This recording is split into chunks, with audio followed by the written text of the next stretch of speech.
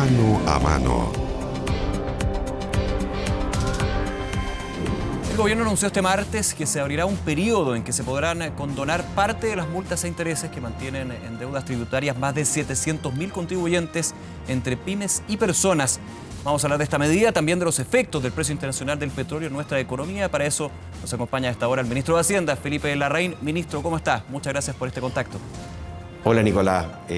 Bien, bueno, me dio un poco de sana envidia la gente que ya está empezando a celebrar ahí, que mencionabas y que Imagínense acá cómo estamos, ¿no es cierto?, en el borde costero, ya empezando con los anticuchos, con las preparaciones. Nosotros aquí, bueno, al igual que ustedes por allá, nosotros aquí en Hacienda trabajando. Así es. Con gusto, pero esperamos también celebrar en algún momento. Sí, pues parte de la fiesta, pero también de las buenas noticias que se dieron el día de hoy, especialmente para los que tienen deudas tributarias, ministro. Con respecto al anuncio que se entregó el día de hoy junto a la Tesorera General de la República, ¿a quiénes apunta esta medida? Para ir entrando ya en detalle. Sí, la verdad es que nosotros hemos venido trabajando con la Tesorería desde hace meses, identificando que hay cientos de miles de contribuyentes que tienen obligaciones tributarias pasadas, están morosas, incumplidas y por tanto están en una situación muy compleja porque están enfrentando un proceso por parte de Tesorería que a veces significa acciones judiciales, embargos de bienes, eventualmente remates de bienes, cosas que todas son, por supuesto, muy incómodas y que no quisiéramos ver enfrentar. Entonces, lo que hemos trabajado es justamente, luego de identificar que hay 732.000 contribuyentes. Fundamentalmente estos son pymes y personas naturales, el 99,2,3% son pymes y personas naturales que tienen obligaciones tributarias vencidas, tributos. Y hay más de 1 millón de contribuyentes que tienen contribuciones atrasadas. Son dos grupos distintos y nosotros hemos dirigido esta medida a ambos grupos. ¿Qué es lo que se está proponiendo? Que se va a abrir una ventanilla de 90 días y en este periodo, hasta fines de año, desde el 1 de octubre hasta fin de año, nosotros invitamos a estas personas, a estas empresas, a estos pymes, a estos emprendedores, a que se acerquen a la tesorería para repactar en mejores condiciones. Y hay dos opciones. Una es hacer un pago contado, donde estamos aumentando significativamente la condonación que se aplica a los intereses y a las multas, y se aumenta también en forma importante la condonación por el pago con un programa de pago con un convenio. Claro. Para esto sí, esto no es automático, hay que acercarse, estamos trabajando con los equipos de tesorería, los equipos por supuesto, del Ministerio de Hacienda y esperamos que esto sea lo más expedito posible. También que esto pueda hacerse en la página web de la Tesorería General de la República, www.tgr.tgr, y en esta página web, ¿no es cierto?, poder realizarlo, este procedimiento, en forma no presencial y para aquellos que tienen que presentar antecedentes, documentos y otros que puedan concurrir a las oficinas de tesorería. Yo quiero destacar, esta es una medida importante del gobierno del presidente Piñera porque estamos conscientes de que hay muchos que han tenido problemas en el pago de sus obligaciones de contribuciones o de sus obligaciones tributarias y que están con un problema que a su vez tienen ellos problemas para pagar a sus proveedores y que tampoco pueden ser, y estoy pensando especialmente en las pymes, que es la gran mayoría de estos deudores, no pueden ser proveedores del Estado porque tienen sus obligaciones incumplidas. Entonces aquí podríamos generar un círculo virtuoso en que ellos tienen una condonación importante, cumplen con sus obligaciones, ¿ministro?, pagan o entran a un convenio y luego esto apuntala, mejora su situación personal y apuntala a la economía. Claro, por supuesto hay beneficios. De hecho, la condonación al contado llega hasta un 85%, un 65% de condonación con este plan de pagos. Pero recordando que solamente a las multas e intereses no se está condonando lo que es la deuda tributaria. Eso es muy importante mencionarlo. Eso es efectivo, es así y ocurre siempre con estos procesos. La deuda tributaria ajustada, reajustada, eso no se condona. Lo que se condona son los intereses y las multas. Pero hay muchos casos de personas que han estado bastante tiempo morosas en que lo que significan intereses y multas es un porcentaje bastante importante de la deuda que tienen. Y lo otro que hemos visto también es que las mayores condonaciones que se hacen de acuerdo a la reglamentación actual se hacen solamente para obligaciones que tienen menos de 90 días de vencimiento. Pero la gran parte de estas obligaciones están vencidas por mucho más tiempo, entonces tienen porcentajes de condonación que son bastante menores. Nosotros creemos que esta es una manera de apoyar, es una manera de regularizar la situación de muchas personas, de muchas pymes que están en una situación compleja. Solamente para mencionar algo, entre los deudores morosos de contribuciones, que son más de 1 millón, hay un 20% de ellos, algo más de 200.000, son adultos mayores. Así es que esto también va en la línea de nuestro proyecto de modernización tributaria que establece una limitación, una reducción del pago de contribuciones para adultos mayores vulnerables y de clase media. Ministro Larraín, lo llevo a la otra vereda de este punto, porque claro, hay muchas pymes, personas naturales, adultos mayores, por ejemplo, que por varias razones no pueden cumplir con las obligaciones de contribuciones u otro tipo de deuda tributaria y van aumentando las multas y se hace, evidentemente, un círculo bien complicado para ellos. Pero en la otra parte están aquellos que, con esfuerzo, cumplen con sus obligaciones tributarias de impuestos, por ejemplo, lo que sucede con las personas naturales y las contribuciones. Muchos dicen, claro, esta es un beneficio para aquellos quienes están morosos, pero ¿qué pasa con aquellos que están al día? Muchas veces se ha hablado de la posibilidad de entregar algún tipo de incentivo, no sé, ahí le hago la pregunta a usted, a aquellos que están al día con el pago de sus obligaciones tributarias. ¿Eso es algo que también está considerado en algún minuto? Evidentemente distinto de la necesidad que tienen aquellos que aumentan las multas de intereses producto de este no pago. Mire, yo entiendo esa inquietud. Ahora, los que están al día tienen el siguiente beneficio, de que no han tenido ni intereses ni multas. Y hay que recordar que no se va a condonar el 100% de los intereses y las multas. Claro. Entonces, el que está al día va a evitar pagar intereses y multas, va a evitar haber estado en una situación en que dejó de ser proveedor del Estado. O sea, ya tenemos en el sistema un incentivo para el pago oportuno de las obligaciones tributarias. Pero claro, siempre este tipo de cosas se preguntan en el momento que tomamos estas obligaciones. Pero hoy nos damos cuenta de lo siguiente, Nicolás. Tenemos más de 7.000 millones de dólares en tributos vencidos, que están morosos, que no han sido pagados, y es como el peor de los mundos, porque las personas no pueden pagarlo, por una parte, y el Estado tampoco recibe esos recursos. Entonces lo que estamos tratando es de destrabar eso, de generar este círculo virtuoso del que estamos conversando. Claro, usted también mencionaba otro tema especialmente para las pymes, súper relevante, que es que aquellas que tienen deudas tributarias no pueden participar de las compras públicas del Estado y por ende también hay un desmedro de el trabajo que hacen estas pequeñas y medianas empresas. Claro, imagínense quedarse fuera para algunas pymes, el Estado es un cliente muy importante. El poder venderle bienes, servicios al Estado es parte importante de esa actividad y hay muchas empresas que hoy día, pequeñas y medianas empresas, pymes, que hoy día están limitadas y que no pueden venderle al Estado. Sí, esta es una medida extraordinaria, ministro. La reforma tributaria está contemplada como una situación que podría, no sé si permanente, pero aparecer más de forma ordinaria.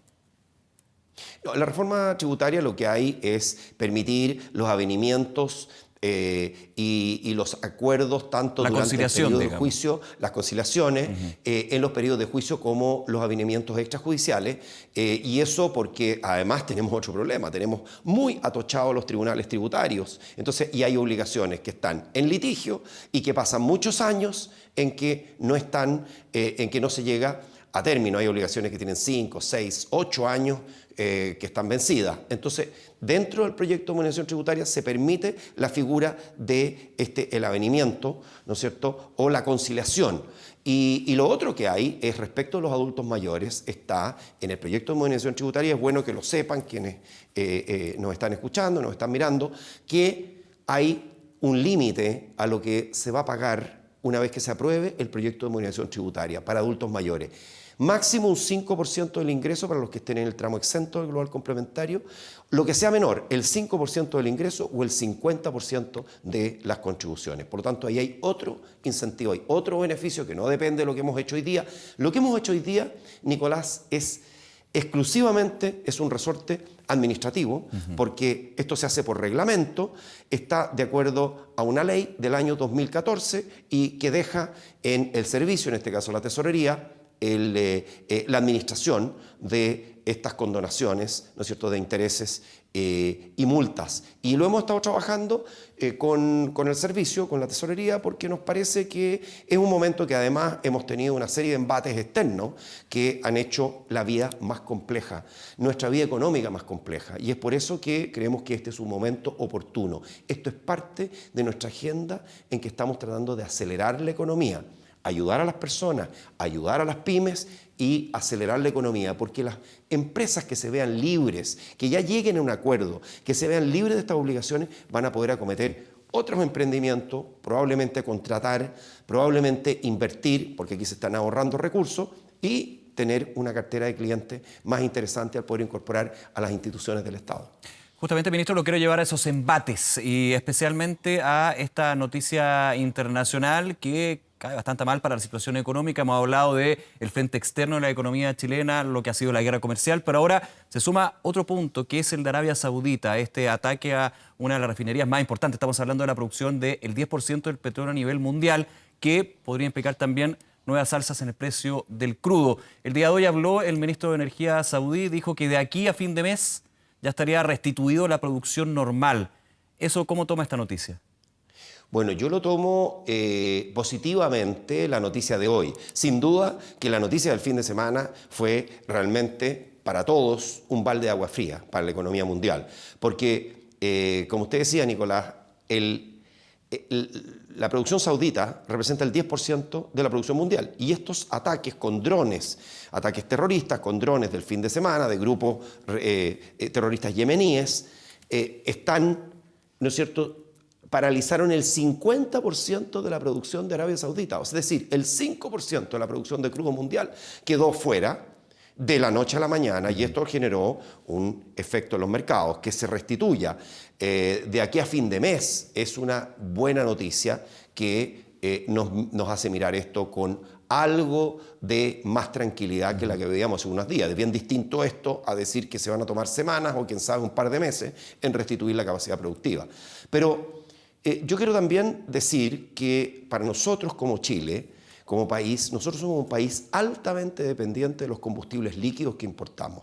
Entre petróleo y diésel, el año pasado importamos más de 7.500 millones de dólares. Esto es, más del 10% de nuestras importaciones. Y por lejos, la principal importación es el petróleo y el diésel. Y eso nos hace ser muy dependientes de lo que pasa en los mercados mundiales. Nosotros esperamos hacia el futuro que a medida que nuestras energías renovables pasan a ser más importantes dentro de nuestra matriz productiva, a medida que se produce la electrificación del parque vehicular, vamos a tener aún menor dependencia del petróleo. Y eso va a ser una buena noticia para Chile porque nosotros somos muy escasos en los combustibles fósiles, los combustibles clásicos, pero somos muy abundantes en la energía del futuro, por ejemplo, la energía solar, que en el desierto de Atacama tenemos las mejores condiciones del mundo para producirla. El día de hoy se entregó un nuevo informe de la Empresa Nacional del Petróleo. Claramente no está internalizado lo que es esta situación de Arabia Saudita. Entre 4 o 3 pesos va a subir los principales octanajes. Pero hay preocupación evidentemente si en las próximas semanas y dependiendo de las noticias que se vayan conociendo también y cómo funciona el mercado, porque evidentemente el alza de 20% ayer, bueno, que terminó en 14, el Brent y el WTI un 12%, podría impactar no solamente a los combustibles, como usted decía, somos importadores netos, sino también a la inflación. ¿Hay preocupación con respecto a eso? La inflación, de hecho, dentro de las noticias económicas siempre ha estado entre las buenas noticias, una inflación controlada, pero los agentes externos muchas veces nos pueden jugar una mala pasada. Así es. Nuestros temores justamente iban a que hay un aumento en el precio de la gasolina, eso es traspasado a precio. Aquí tenemos un mecanismo que lo que hace con un suavizamiento de precios, tenemos un mecanismo, el MEPCO, que suaviza los precios de los combustibles. Entonces, lo que tenemos, eso en base fundamentalmente a 2 parámetros, los más importantes. El precio internacional de los combustibles y en segundo lugar el tipo de cambio. Entonces, en base a esos dos parámetros se determinan los precios del diésel y los precios de las gasolinas y el precio también de otros combustibles como el GLP, que es parte de nuestra matriz energética. Pero lo que estamos viendo hoy día, si se diera el caso de que se restituye completamente la capacidad productiva en Arabia Saudita de aquí a fin de mes, es decir, de aquí prácticamente, ¿no es cierto?, a poco más, a una semana y media, estaríamos en una condición bastante mejor.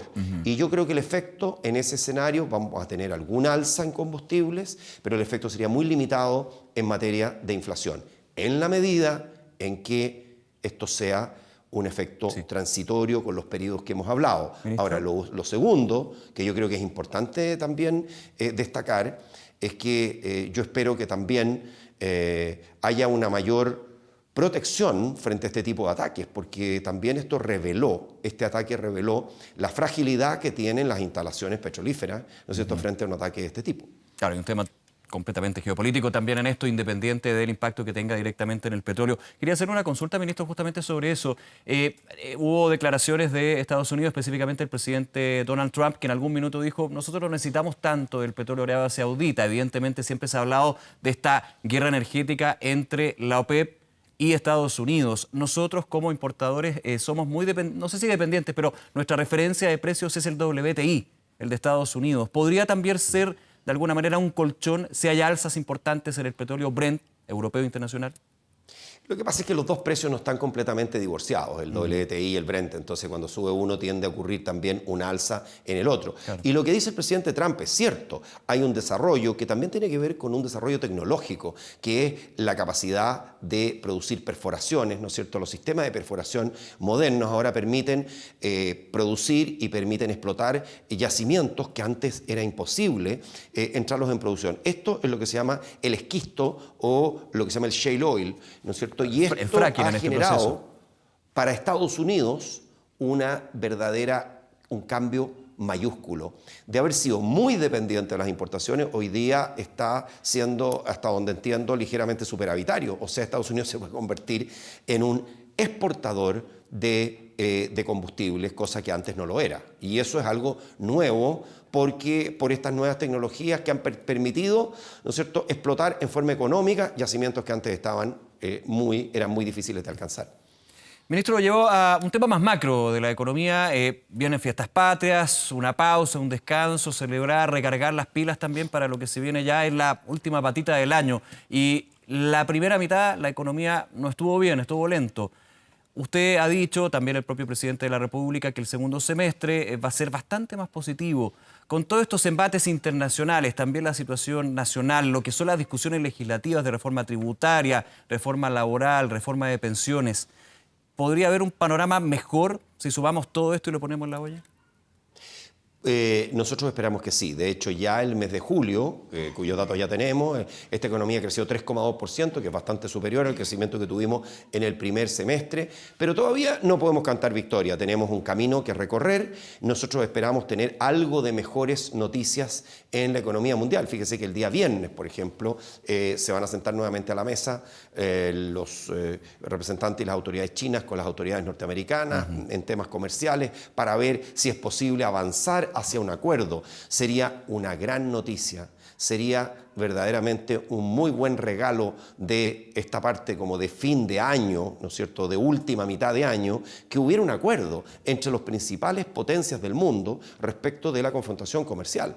Ahora, si esto se une a que el tema del petróleo en Arabia Saudita se soluciona luego y que además tenemos que las reformas empiezan a andar más rápido, por supuesto que es un mejor escenario para nosotros. Y sobre este último punto, Nicolás, que mencionaba respecto del tema de la monetización tributaria. Efectivamente, luego de un año en la Cámara, el proyecto salió, fue aprobado en un 95% aproximadamente, ahora estamos en el Senado. Este es un proyecto que es fundamental para que este país tenga estímulos adicionales a la inversión, al crecimiento, al empleo y para hacerle la vida más fácil a las pymes, a la vez de tener incentivos para las regiones, nuevos recursos para las regiones y para los adultos mayores respecto de limitar su pago de contribuciones. Así que nosotros esperamos que esto pueda avanzar y terminar antes de fin de año en su trámite en el Senado. Lo mismo que pensiones, porque queremos pagarle mejores pensiones a los chilenos. Y esto puede ocurrir a partir del 1 de enero próximo, pero para eso necesitamos aprobar antes el proyecto que está todavía en discusión en la Cámara, pero esperamos que pueda salir pronto de la Cámara y pasar al Senado y tener estos grandes proyectos, que además vamos a tener el proyecto de presupuesto, la ley de presupuesto, que tenemos que entrar a más tardar el 30 de septiembre para su discusión legislativa. Y por último, ministro, el tema laboral, que claramente ha sido protagónico acá y principalmente no por el proyecto de adaptabilidad del gobierno y el de 40 horas de la diputada Vallejo, lo que ha sido una discusión, pero más bien de la óptica que han tenido los empresarios. Han dicho que si sumamos los costos de contratación, los costos laborales entre una reforma previsional y también lo que podría ser reducir la jornada laboral en esta discusión que han alegado faltan estudios técnicos, de alguna manera las expectativas se van poniendo un poquito más complejas. ¿Cómo lo ve usted? Mire, yo creo nosotros, aquí hay dos elementos para nosotros que son muy importantes. Creo que esta idea de reducir la jornada laboral es una idea que al hacerse en forma gradual y de hacerse en forma flexible, y en gradualidad estamos hablando de varios años, no en un año, es algo que es perfectamente atendible y deseable, de que podamos ir en el tiempo a medida que vaya aumentando la productividad del trabajo, reduciendo la jornada laboral. Y esto es muy distinto al proyecto del Partido Comunista, que establece una reducción de una vez de 45 a 40 horas, pero que si uno mira un poco, si uno dijera la letra un poco más chica del proyecto, también se considera dentro de la jornada laboral las horas de colación. Entonces aquí podríamos tener una reducción de la jornada laboral de 45 a 37 o a 35 horas. Esto es un verdadero golpe de magnitud en el mercado laboral, sería. Y por tanto, aquí hay dos elementos. Primero, este es un mal proyecto. Va a costar cientos de miles de empleos. Nuestro cálculo es que la baja de 45 a 40 costaría entre 250.000 y 300.000 empleos que se perderían. Eso en el corto plazo, y después eso se traduciría en menores salarios. Porque nadie puede creer que usted pueda trabajar 5 horas menos o 10 horas menos y le van a pagar lo mismo en el mercado. Eso es algo que va a atentar contra el empleo y va a atentar contra los salarios. Eso por una parte. Y lo segundo, o sea, primero tenemos un mal proyecto, pero segundo, es un proyecto que es abiertamente inconstitucional. Y nosotros tenemos que respetar la Constitución. Nosotros nos hemos comprometido en el Ejecutivo a respetarla, pero no solo nosotros, Nicolás, nos hemos comprometido, también se comprometieron los legisladores, los diputados, los senadores. Y nosotros esperamos que este respeto que se ha comprometido se cumpla. Sí, ministro, porque pero uno por algo se compromete. Sí, con ese punto, ese contexto, yo sé que es más bien potestad del presidente de la República, pero ¿se está analizando con fuerza la posibilidad de un veto presidencial o derechamente ya llegar al Tribunal Constitucional con este proyecto de 40 horas? Nosotros tenemos todas las opciones abiertas, pero lo que el presidente ha dicho claramente es que vamos a hacer respetar la Constitución. Y creo que es un mal signo, y es un signo que realmente envía una mala señal para el desarrollo de nuestra actividad económica, que hoy día estemos, si es que se pasa por alto las responsabilidades constitucionales que tienen también los legisladores, vamos a estar debilitando nuestras instituciones, y eso tenemos que evitarlo. Bien, ministro Felipe Larraín, nuevamente muchísimas gracias por esta conversación con el canal 24 Horas y que tenga felices fiestas a usted y su equipo ahí también en Hacienda. Muchas gracias, Nicolás, lo mismo a ti, a tu familia y a quienes trabajan contigo. Muchas gracias, hasta luego, esté bien. Gracias.